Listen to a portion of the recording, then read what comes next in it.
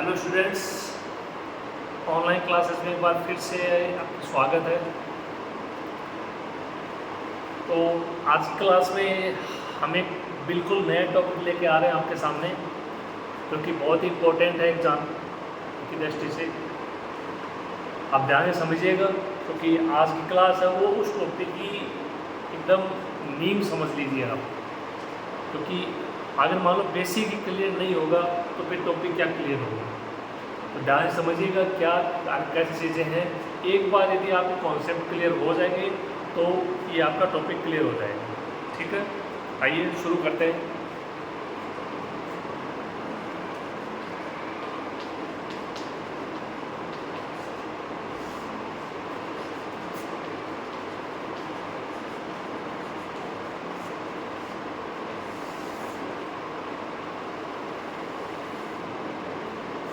तो आज का अपना टॉपिक है अनंत स्पर्शी, एसिम्पटोट।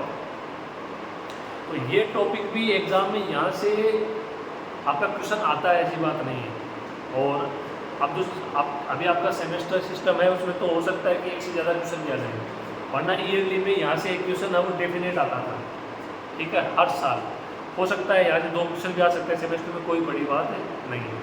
ठीक है, तो ये जो अनंत स्पर्शी है, अगर आप लोग रेगुलर क्लास ले रहे हो तो अपन ने जो पृष्ठीय क्षेत्रफल है, आयतन है, वहाँ पे भी एक दो क्वेश्चन अनंत स्पर्शी के आए हैं।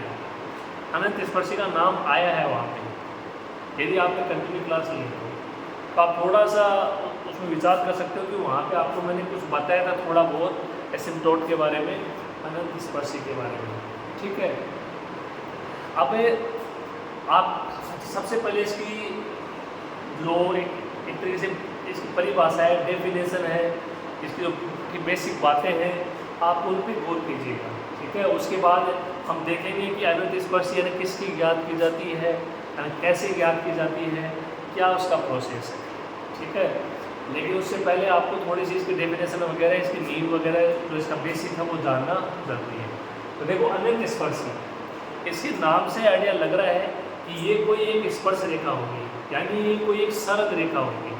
ठीक है, सरल रेखा होगी, स्पर्श रेखा होगी, जो कि कोई आपका वक्र होगा, कोई वक्र होगा, उस वक्र को अनंत पे जाके टच करेगी। अपने को उसका पता नहीं है कहाँ पे जाके टच करेगी, लेकिन अनंत पे करेगी।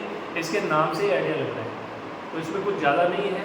आपको इतना सा सोचना है कि कोई एक सरल रेखा है, वो सरल रेखा स्पर्श रेखा भी है किसकी, इसी वक्र की है। अब है कहाँ ये नहीं मालूम, फिक्स पॉइंट नहीं है। अनंत स्पर्शी, अनंत पे जाके स्पर्श करेंगे वो। ठीक है, तो ये इसकी एक तरीके से बेसिक से डेफिनेशन होगी। अब इसके आगे अपन बढ़े तो जो इसका आपको देखो यहाँ पे एग्जाम में क्वेश्चन कैसा है, एग्जाम में आपको वक्र दिया जाएगा, वक्र यानी अक्ष व वाई के रूप में एक इक्वेशन दी जाएगी। ठीक है, और वो ये बोलेगा कि निम्न वक्र की अनंत स्पर्शियाँ ज्ञात कीजिए। अनंत स्पर्शियाँ ज्ञात कीजिए, इसका मतलब एक से अधिक अनंत स्पर्शी हो सकती हैं, कोई इसमें बड़ी बात नहीं है। तो उनकी सबकी बात करेंगे अपन कि किस प्रकार ज्ञात करते हैं, क्या प्रोसेस है। ठीक है, आप ध्यान से उसको समझिएगा। तो ये इसकी डेफिनेशन हो गई। अब आगे बढ़ते हैं, तो आगे अपन बढ़े तो मैं आपको बताऊं कि ये इक्वेशन आपका पढ़ा हुआ होगा, y = mx+c। ठीक है, ये एक सरल रेखा का समीकरण है, यही सरल रेखा यहाँ पे आंसर होगा।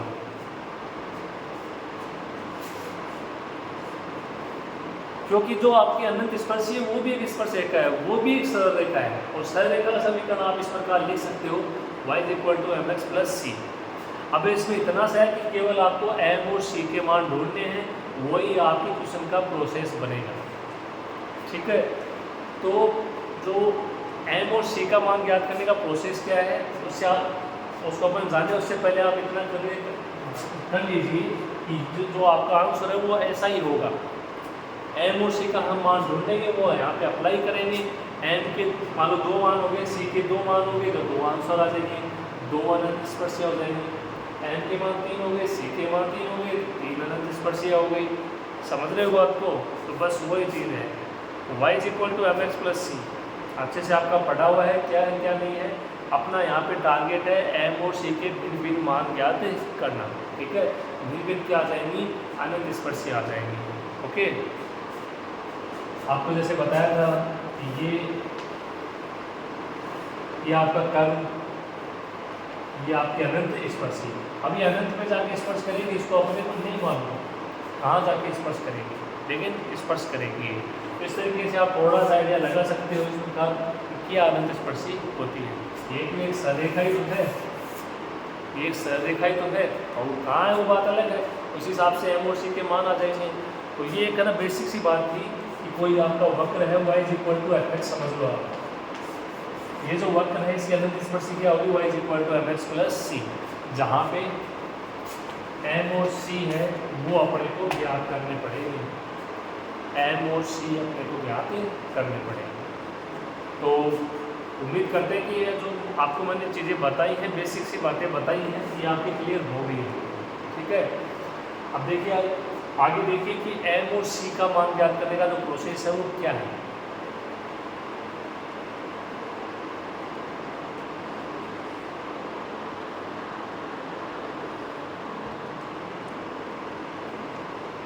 तो आगे देखिए, अब अपन देखो इसमें क्या करेंगे।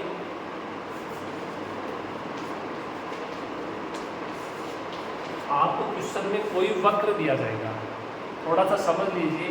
एक अपन एक तरीके से ढांचा देख रहे हैं, किस हिसाब से क्वेश्चन दिया होगा और किस तरीके से वो सॉल्व होगा।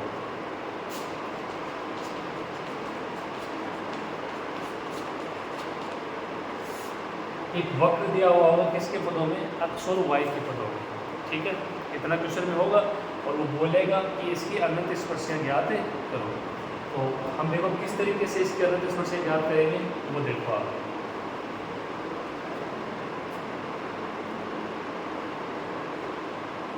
मैं जो तीन चीज़ें आपको बोलने जा रहा हूँ वो आप बहुत ध्यान से सुनोगे। मैं एक दिन दो बार बोलूँगा, लेकिन आप ध्यान से सुनोगे, क्योंकि अगर उनका मीनिंग समझ में नहीं आए तो मामला गड़बड़ हो जाएगा, ठीक है। तो आपको जो सबसे पहले इसमें क्या करना है, आपको जो उच्चतम घात है वो देखनी है। जो भी आपके वक्र का समीकरण दिया गया है उसके पदों में देखो उच्चतम घात कितनी, उच्चतम घात वाले पद कौन कौन से हैं। क्या उच्चतम घात 2 है, 3 है, 4 है, उस हिसाब से, ठीक है।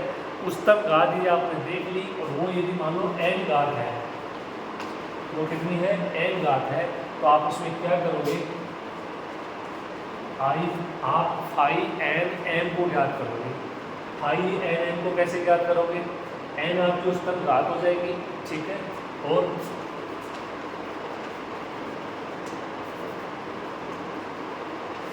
ये देख लीजिए आप, x इज इक्वल टू 1 रखोगे उस इक्वेशन में, केवल उच्चतम घात वाले पदों में। जैसे आपके 3 घात के 4 पद हैं, ठीक है, और 2 घात के 3 पद हैं। तो जो 3 घात के 4 पद है उन चारों में आप y की जगह m रखोगे, x की जगह 1 रखोगे, तो वो फाई n m आ जाएगा, ठीक है। फाई n m आप यदि ज्ञात कर लिया है, उसके बाद आप रखोगे phi n m is equal to 0। ये फाई n m का मतलब है n के रूप में इक्वेशन होगी, उसको 0 के बराबर रख दोगे। जैसे 2 घात है, 3 घात है, 4 घात है, कितने भी घात की हो, n के उतने ही मान प्राप्त हो जाएंगे, और यही तो अपना टारगेट था।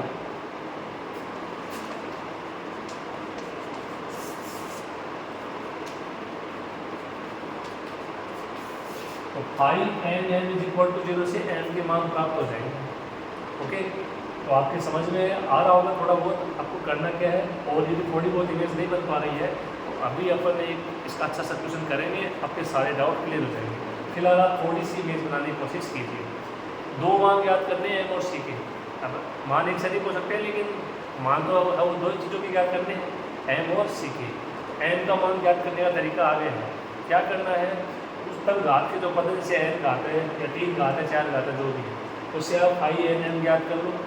उसको ज्ञात कैसे करोगे, x की जगह 1 रखना, y की जगह m रखना, फाई n m आ जाएगा, उसको 0 के बराबर रखो, m के मान आ जाएंगे, दैट्स इट, ओके। अब रहा c।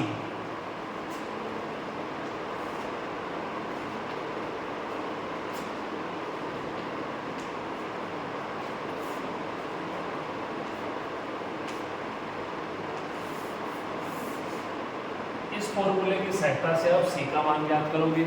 क्या है ये? Minus phi N minus 1n और upon phi n dash N. ध्यान रखिएगा ये डेस है। जो ऊपर आपके पास मान है फाई एन एन का, उसका अवकलन कर दो आप एन के रेस्पेक्ट में, फाई एन डेस एन आ जाएगा। फाई एन एन के बाद अपन फिर जाहिर सी बात है फाई एन माइनस 1 एन ज्ञात करेंगे, क्योंकि पहले जैसे एन का मान 3 हो गया तो पहले 3 घात वाले देखेंगे, फिर एन माइनस 1 का क्या मतलब 2 घात वाले पर देखेंगे। तो ना 2 घात वालों में भी एक्स की जगह 1 रखोगे, वाई की जगह एन रखोगे, ये मान आ जाएगा। सी का मान आ जाएगा एन के पदों में, एन के मान यहाँ से आ जाएंगे, ठीक है। और फिर वो एन के मान यहाँ रखोगे तो सी के मान आ जाएंगे। एन और सी के मान इसमें रखोगे, वो मान जितने होंगे उतनी क्या हो जाएंगी? अनंत स्पर्शियाँ हो जाएंगी। बस यही है आपका मेन रूप से कि अनंत स्पर्शी किस प्रकार ज्ञात की जाती है। ये बेसिक चीज़ है। आगे तो देखो थोड़े बहुत तो चेंजेस होते रहेंगे, लेकिन ये आपके दिमाग में बैठ जाएगा, ये समझिए कि आपका क्वेश्चन आराम से हो जाएगा। बाकी कुछ चीज़ें वो देखो थोड़ी बहुत तो चेंज होती हैं। y is equal to m x plus c, ये आपका आंसर होगा। एन को कैसे ज्ञात करोगे? जो कर्व है उसी से फाई एन एन को ज्ञात करके 0 के बराबर है तो एन का मान आ जाएगा। फाई एन एन ज्ञात करोगे तो फाई इसका अवकलन कर दोगे, एन एन के बाद फाई एन माइनस 1 एन ज्ञात करेंगे। इसको यहाँ रखो, सी का मान आ जाएगा एन के पदों में। एन के मान पहले ज्ञात कर चुके होंगे, वो यहाँ रखोगे, सी के मान आ जाएंगे। एन और सी के मान y is equal to m x plus c में रखोगे, फाइनल आंसर। तो ये आपका सबसे पहला क्वेश्चन बनता है अनंत स्पर्शी का, एसिम्प्टोट का, कि कोई भी वक्र दिया गया हो तो उसकी अनंत स्पर्शी किस प्रकार ज्ञात करते हैं। मैं उम्मीद करता हूँ कि आपकी ये चीज़ बहुत अच्छे से समझ में आई होगी। बाकी अभी एग्जाम्पल और क्वेश्चन करेंगे अपन, और अच्छे से आपको समझ में आ जाएगा, ठीक है। थोड़ा सा आप इसको अपने स्तर पर नोट कर लीजिए, काम की चीज़ है ये सब, ठीक है। फिर अपन इसका क्वेश्चन करते हैं।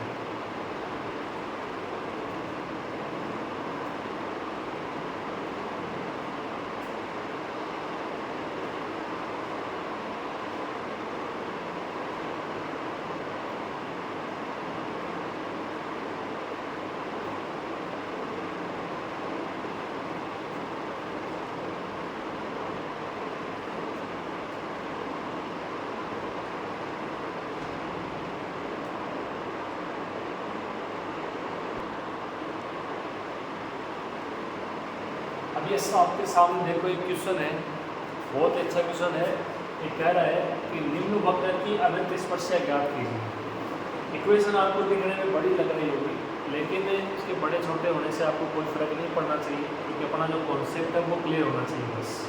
देखिए इक्वेशन क्या है, 4x³ minus x square y minus 4xy square plus y³ plus 3xy square plus 2xy minus y square minus 7 is equal to 0। सबसे पहले आपका ध्यान जाना चाहिए कि उच्चतम घात कितनी है, कितने पद हैं उसके। तो उच्चतम घात आपने देख ली होगी 3 है। अब जो आपको पद काउंट करने हैं वो कैसे करने हैं, तो वो ध्यान से समझ लीजिए आप। देखो x³ है, x स्क्वायर वाई, तो इसकी भी 3 घात है टोटल। xy स्क्वायर, इनकी भी 3 घात है। y³ इसकी भी 3 घात है। x स्क्वायर 2 ही घात है, xy 2 घात है, y स्क्वायर 2 घात है, 7 कांस्टेंट। इस तरीके से काउंट करोगे 3 घात के कितने पद हैं, 2 घात के कितने पद हैं, कांस्टेंट क्या है, 4 घात के पद हैं, ठीक है। उससे ये पता लगेगा उच्चतम घात क्या है और उच्चतम घात के पद हैं वो कितने हैं।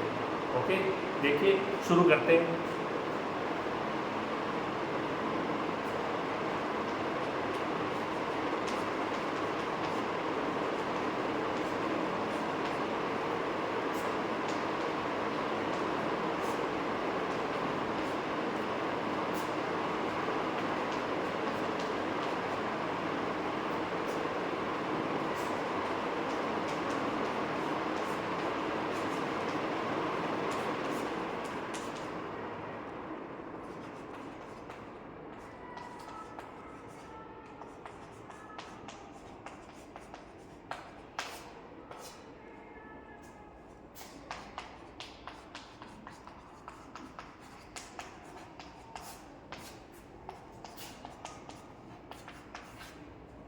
तो देखो इसमें आपको क्या करना है, दिए गए वक्र को उच्चतम घात के पदों के अनुसार लिखने पर स्टार्टिंग के चारों पद हैं वो 3 घात के हैं, मैंने एक जगह लिख लिए। बाकी के 3 पद हैं ये 2 घात के हैं, इनको एक जगह लिख लिया।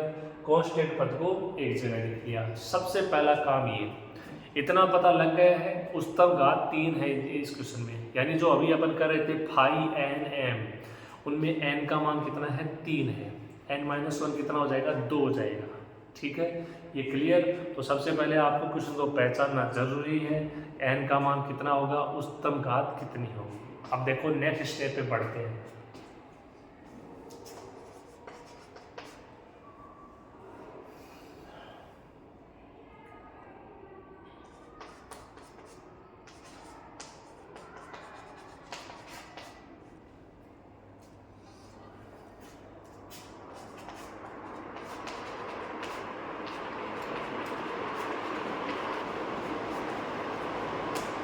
क्या करेंगे, x इज इक्वल टू 1 और y is equal to n, इन दोनों मानों की सहायता से सबसे पहले फाई एन एन ज्ञात करेंगे। फाई एन एन तो यहाँ पे हो जाएगा फाई 3 है, तो उच्चतम घात कितनी है 3 है। देखो तो बहुत ही देखो इतना कोई मुश्किल नहीं है, एक सिंपल सी थ्योरी है, उसके अकॉर्डिंग आपको चलना है और आपका क्वेश्चन आराम से सही हो जाएगा।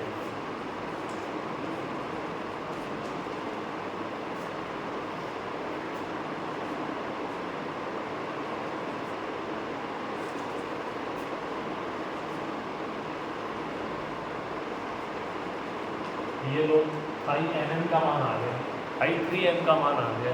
आया कैसे, ये देखो ये x की जगह 1 रखा 4 हो गया, x की जगह 1 y की जगह m तो ये -m हो गया, x की जगह 1 y की जगह m तो -4m² हो गया, और ये y की जगह m तो m³ हो गया।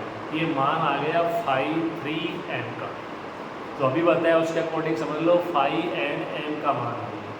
ओके, मेरे हिसाब से समझ में आ रही होगी देखो आपको चीज़ें। अब हम जानते हैं देखो फाइव जो आपका 3 डेज है उसकी भी हमें ज़रूरत पड़ेगी। सी के मान में देखिए जो अभी अभी आपको बताया अपोन में उसका आपको फाई एन एन के जो आपका डिफरेंशियल है अवकलन है उसकी ज़रूरत पड़ती है। फाई एन एन क्या है, फाई 3m है, तो इसका अवकलन कर देते हैं एज किसके रेस्पेक्ट में, एन के रेस्पेक्ट में।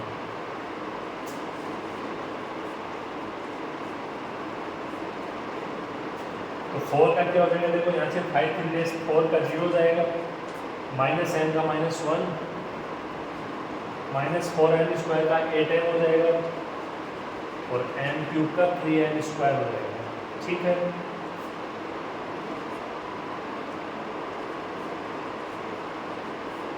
अब अपन याद करेंगे फाई 2m।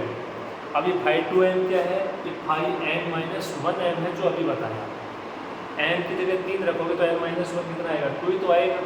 अब ये कैसे ज्ञात करेंगे, तो ये जो आपकी उच्चतम घात है उसकी जो निम्न घात है यानी दूसरी घात, उच्चतम घात 3 है तो उससे पहले वाली या उससे निम्न घात कितनी हो जाएगी, 2 हो जाएगी। तो उसके जो पद हैं उनमें भी आपको क्या करना है, x बराबर 1 रखना है और y बराबर m रखना है, सेम प्रोसेस। और उससे क्या ज्ञात करोगे, फाई 2n ज्ञात करेंगे। ठीक है, देखो ये रहा द्वितीय घात वाले पद, फाई 2 का मतलब है द्वितीय घात वाले पद, बस इसीलिए आपको आइडिया लग जाएगा। देखो यहाँ से कितना हो जाएगा, 3 हो जाएगा, ये 2m हो जाएगा और ये -n² हो जाएगा। x की जगह 1 रखा 3, x की जगह 1, y की जगह m प्लस का 2m और माइनस का m²। ठीक है, ये हो जाएगा फाई 2m। अब अपन सबसे पहले ज्ञात करेंगे n के मान। तो n के मान का जो प्रोसेस है वो क्या है, आपको बताया कि phi n m is equal to क्या रखो, 0 रखो, m के मान अपने आप ही निकल आएंगे। फाई एन एम क्या है यहाँ पे, ये फाई 3m है। ठीक है,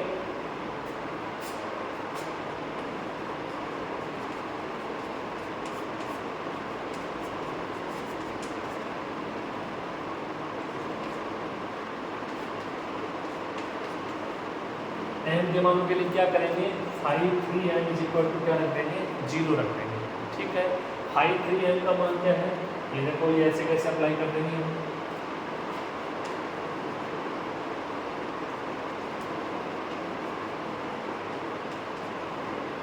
क्या जाएगा 4 - m -4m² plus m³ is equal to 0। ठीक है, अब इसको देखिए थोड़ा सा, ये m में 3 घात के समीकरण है, मतलब यहाँ से n के 3 मान प्राप्त होंगे। अब n के 3 मान आएंगे तो c के भी 3 मान आएंगे, n के और c के तीनों मान आएंगे तो यहाँ पे टोटल अनंत स्पर्शी कितनी हो जाएगी, 3 अनंत स्पर्शी हो जाएगी। ये आपको समझना है। अब क्या क्वेश्चन को देख के आइडिया लगाया जा सकता है कि इसकी टोटल अनंत स्पर्शी कितनी होगी। देखो यहाँ पे आप ये देखिए कि इसकी उच्चतम घात कितनी है, क्योंकि उच्चतम घात से आया है सब कुछ, n³ वगैरह 3 वगैरह सब ये, तो उच्चतम घात है 3, तो अनंत स्पर्शी भी कितनी होंगी, टोटल 3। तो आप क्वेश्चन को देख के भी आइडिया लगा सकते हो कि उसकी टोटल एसिम्पटोट कितनी होगी, कुल अनंत स्पर्शी कितनी होगी। क्या देखना है, उच्चतम घात देखनी है, उस वक्र पे उच्चतम घात क्या है, कितनी है। जितनी उच्चतम घात है उतनी उसकी टोटल क्या हो जाएंगी, अनंत स्पर्शी हो जाएंगी। ठीक है, आगे देखिए, अब ये m में 3 घात के समीकरण है आपके पास। अब ये एक समीकरण है 3 घात की, जिसको हल करना है। बहुत सारे तरीके हैं इसके फैक्टर कर लीजिए आप, इसके गुणनखंड कर लीजिए, या फिर m की जगह आप इसमें वैल्यू पुट कीजिए 1 -1 2 -2 3 -3, कोई एक फैक्टर आ जाएगा, फिर उस फैक्टर का इसमें भाग दोगे, कोई और द्विघात समीकरण आ जाएंगी, और द्विघात समीकरण से 2 फैक्टर और आ जाएंगे। एक पहले से होगा, इस तरीके से 3 फैक्टर आ जाएंगी, 3 फैक्टर आ जाएंगे तो 3 मान आ जाएंगे। यहाँ से डायरेक्ट आप 3 फैक्टर बनाओ तो वो तो बहुत अच्छी बात है। ठीक है, और आपको आना भी चाहिए। देखो अब ऐसा नहीं है कि आप -1 2 -2 ये रखो, लेवल बढ़ गया है, उसी अकॉर्डिंग आपको सोचना चाहिए। ठीक है, आइए देखिए हम इसके फैक्टर बनाते हैं।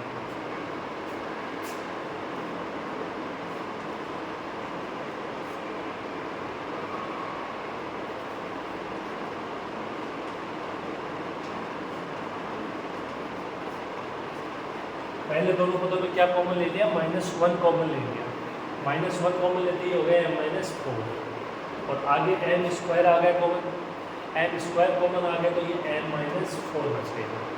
अब दोनों में कॉमन है m-4,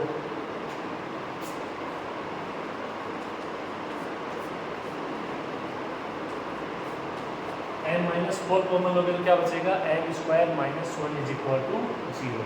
m-1 के और फैक्टर कर लीजिए,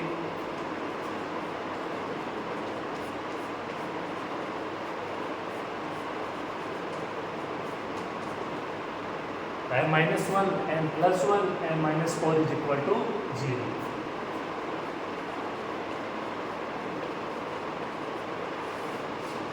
तो m के टोटल 3 मान आ गए, 1 -1 और 4। इस तरीके से आपको m के मान याद करने हैं। मेरे हिसाब से देखो कोई इतना मुश्किल ये इसका कॉन्सेप्ट नहीं है। उस तक घात देख लिए, एक जगह इकट्ठा कर लो, 3 घात 2 घात 4 घात जितनी भी हो। ठीक है, उस हिसाब से सबसे पहले आप n याद करो, n का मान जो भी है उसको 0 के बराबर रखोगे, n का मान आ जाएगा। ठीक है, ये 2 मान कहाँ साइड होंगे, n m' और n-1 है, ये आपके c के मान में साइड होंगे। m और c के मान आ गए, अपनी अनंत स्पर्शी की इक्वेशन आ गई, आंसर हो गया, क्वेश्चन खत्म। तो आप सोचोगे तो ये बहुत आसान सा क्वेश्चन बन जाएगा। देखो, और यदि यही देखोगे तो बहुत बड़ी समीकरण है, क्या होगा कैसे होगा, तो फिर मुश्किल हो जाएगा। सब कुछ सोचने पे डिपेंड है। हम सोच गए कि नहीं हो जाएगा, हम इसको कर जाएंगे, तो यकीन मानिए हम इसको कर देंगे। और हम ये सोचते हैं कि नहीं ये तो बहुत बड़ी समीकरण है, क्या हल होगी कैसे होगी, तो हम ये मानिए कि पहले हथियार डाल चुके हैं, और पहले हथियार नहीं डालने हैं। अपने को युद्ध खराब से लड़ना है, अच्छे से लड़ना और जीतना है। उम्मीद कर रहे थे ये मेरी बातें समझ में आ रही होंगी, मेहनत तो करनी पड़ेगी मेरे को। ठीक है, तो यहाँ तक आपकी क्लियर हो गया होगा, इसको नोट डाउन कीजिए, फिर आगे करते हैं।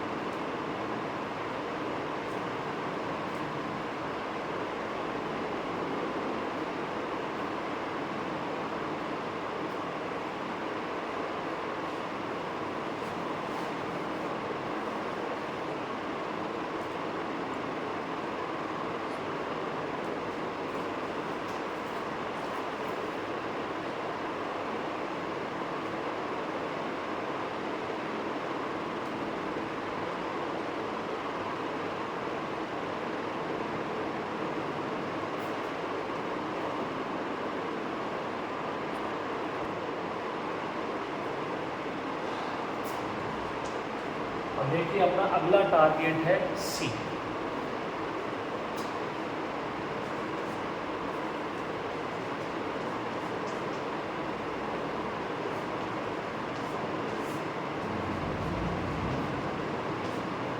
तो यहाँ पे n का मान 3 है, तो उसके अकॉर्डिंग सी क्या था, सी था minus five n minus one m upon five n dash m. n का मान 3 है तो ये 5 3m डेस हो गया, ठीक है। n का मान यहाँ पे 3 है तो n माइनस वन 2 हो गया, तो 5 2n हो गया। अब इनके दोनों के मान अपने पास है, अपने पास 5 2n का भी मान है, और देख लीजिए अभी अभी आपको बताया है अपने पास 5, ठीक है, 3 डेस n का भी मान है। देखिए लिखते हैं,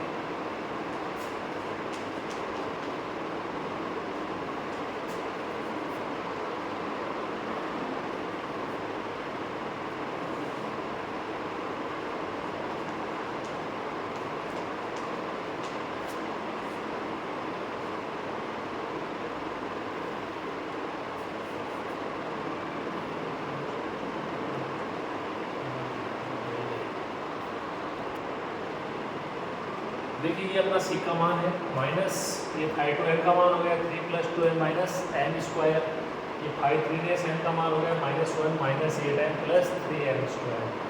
ये पहले तो इस माइनस को हटा दीजिए,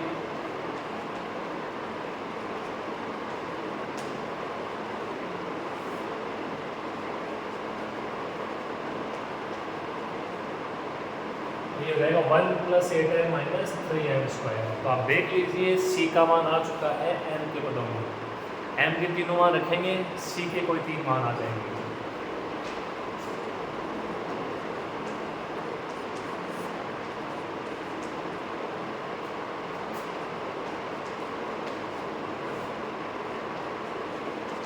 तो m इज इक्वल टू 1 पर कितना होगा, देखो ये 3 प्लस 2 माइनस 1, तो रहेगा 1 plus 8 minus 3।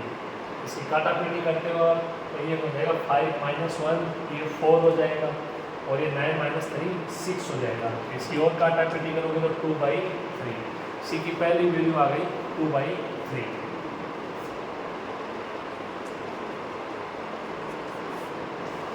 n is equal to minus 1 पे जो इफेक्ट पड़ेगा वो कितना पड़ेगा, देखो यहाँ से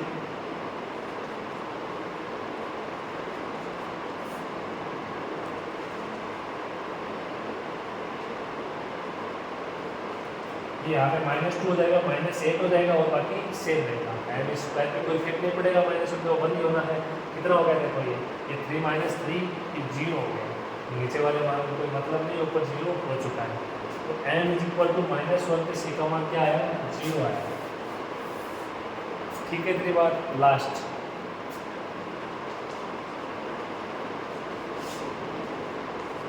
n इज इक्वल टू 4 बचा, तो 4 पे देखो यहाँ पे c का मान कितना हो जाएगा,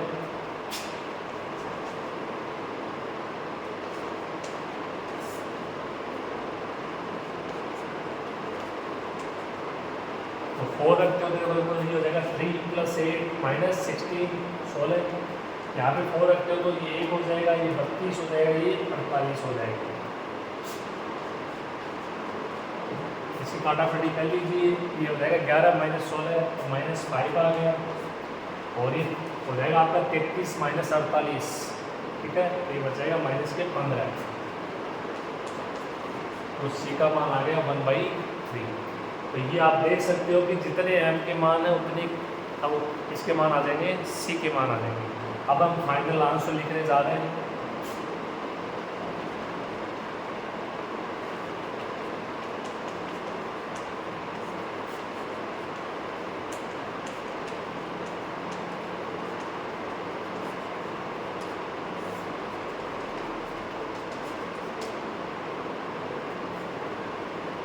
देखो क्या था, y is equal to m x plus सी।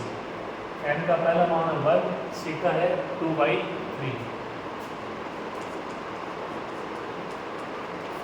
तो y is equal to m x plus c में n का मान आप रखते हो 1, तो सी का मान रखोगे 2/3।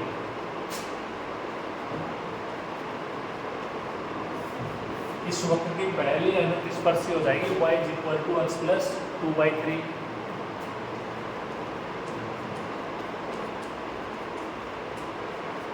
दूसरा m का मान जब -1 है तो c का मान क्या है 0। तो y equal to mx plus c में रखोगे, काटा पीटी करोगे तो मान आएगा y इक्वल टू -x। ये आपकी दूसरी अनंत स्पर्शी है। और ये सब स्ट्रेट लाइन है, सरल रेखा है, टेंजेंट लाइन है, स्पर्श रेखा है।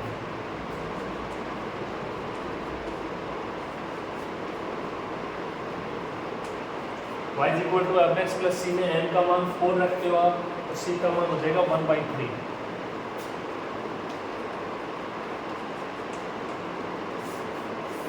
तो इसकी तीसरी और लास्ट जो अनंत स्पर्शी वो कितनी रहेगी, y equal to 4x plus 1/3। ये आपका इस क्वेश्चन का फाइनल आंसर है। तो ये क्वेश्चन था देखो अनंत स्पर्शी से रिलेटेड, वेक्टर दिया हुआ होगा, उसका फाइनल आंसर होगा y equal to mx plus c। m और c ढूंढना है और उसका तरीका ये है, उच्चतम घात वाले को फाई nm लिखो आप, उसको 0 के बराबर कर दो, m के मान आ जाएंगे। जितने m के मान आएंगे उतने c के मान आएंगे। c का मान -φn-1m अपॉन φn डैश है। बस बात खत्म, इतना सा ही है इसमें। ओके, अब आगे देखो कुछ एक दो इनकी कंडीशन है, वो बात अलग है, लेकिन मेन चीज़ ये थी, यदि आपके ये समझ में आ गई होगी तो ये आराम से आप क्वेश्चन इसका आराम से क्वेश्चन कर जाओगे, कोई दिक्कत नहीं होगी। तो एकदम इजी सा कॉन्सेप्ट है, इतनी कोई दिक्कत होनी नहीं चाहिए। देखो क्या होगा क्या नहीं होगा कैसे होगा वो सब आपको बता दिया है। और इस जो स्टार्टिंग में बातें बताई थी उनको आप ध्यान से सुनना और उनको लिख लेना, ठीक है। लिखने से चीज़ें ज़्यादा याद होती है, कई बार ऐसे याद नहीं रहती, तो ध्यान से सुनना, एक दो बार ज़्यादा सुन लेना और उनको नोट डाउन कर लेना। अपना नोट किया हुआ हमेशा वो क्या है कि जल्दी याद रहता है, और उसको कभी भी देख लो वो फट से याद आ जाता है। दूसरों के बनाए हुए नोट्स इतने क्लियर नहीं हो पाते जितना आप खुद से बनाते हो। तो ये चीज़ें देखो आपको मेहनत करनी पड़ेगी कि गाइड करने का काम मेरा है, और आपका ये काम हो जाएगा। अनंत स्पर्शी का क्वेश्चन आपका गलत नहीं, ठीक है। तो आज की क्लास में इतना ही है। इससे जो नेक्स्ट क्लास होगी वो और होगी अनंत स्पर्शी की, ठीक है। उसमें हम और इससे रिलेटेड क्वेश्चन करेंगे, कुछ ना डिफरेंट टाइप के क्वेश्चन। ओके, तो आज के लिए इतना ही। आपने बहुत अच्छे से पढ़ा है और बहुत अच्छे से आप इसको और अच्छे से पढ़ेंगे, यही मैं उम्मीद करता हूँ। ओके, मिलते हैं नेक्स्ट क्लास में एक नए क्वेश्चन के साथ। धन्यवाद, शुक्रिया।